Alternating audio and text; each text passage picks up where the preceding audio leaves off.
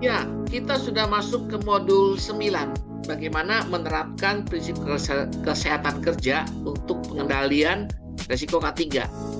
Memang ini satu buah persyaratan yang penting ya, dan ini berlaku untuk semua industri.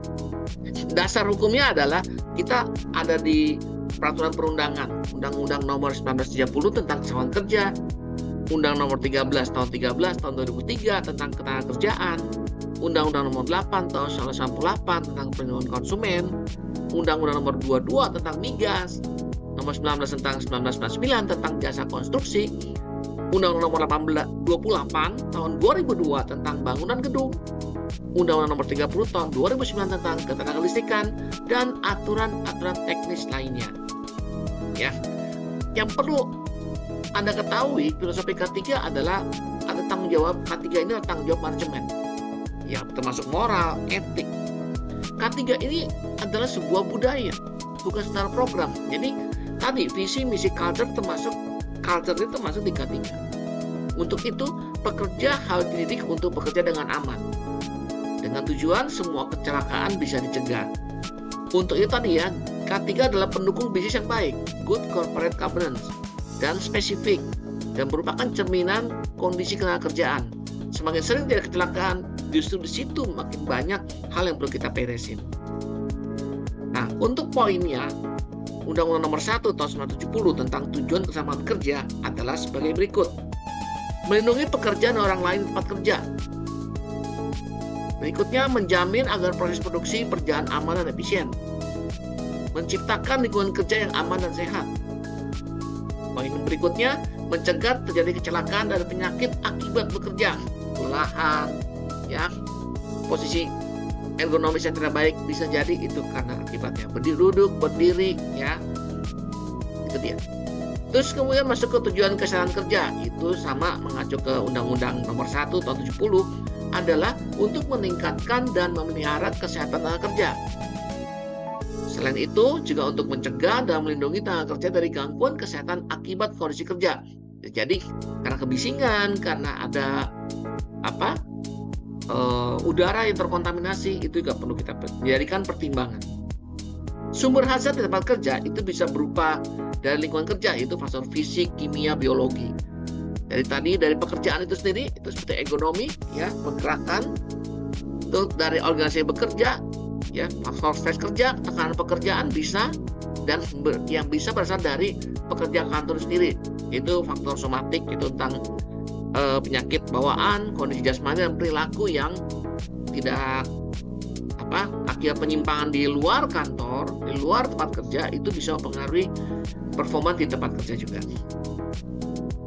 Sekarang kita akan masuk ke penyebab kecelakaan kerja. Yang pertama, tindakan yang tidak aman, termasuk tidak menggunakan alat pelindung diri (APD), tidak mematuhi SOP,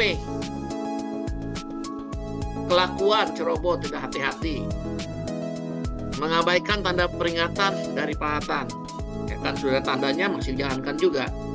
Kemudian kondisi yang tidak aman, termasuk peralatan yang tidak layak pakai, bahan yang tidak layak pakai, sudah waste, lingkungan tidak sehat dan aman, ya.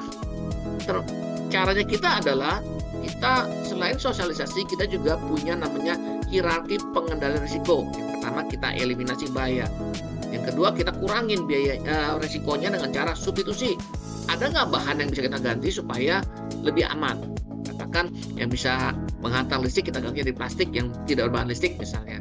Isolasi bahaya pekerja, kita berikan tanda-tanda supaya di area tertentu ada penurunan seragam atau dihindari ada baju-baju tertentu yang membantu keamanan pekerjaan.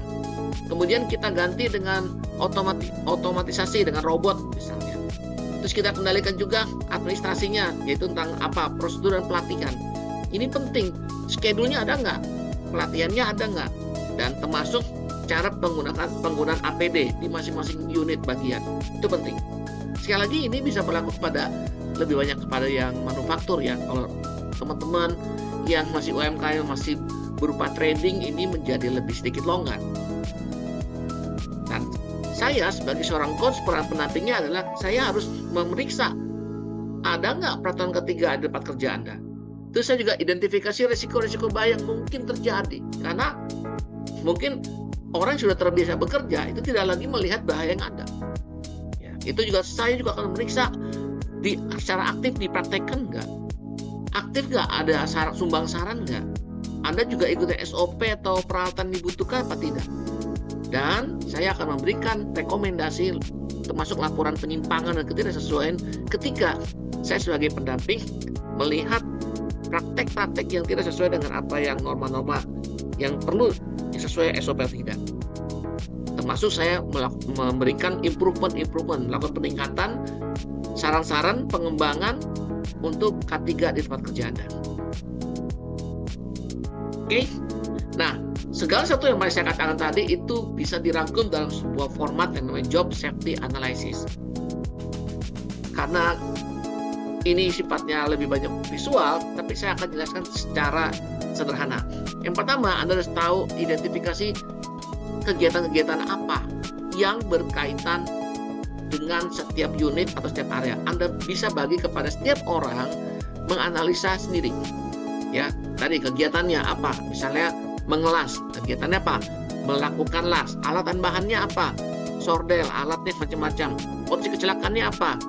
Mata, ya, karena kalau tidak pakai kacamata pelindung APD, itu matanya bisa silau atau bahkan terancam kehilangan penglihatan.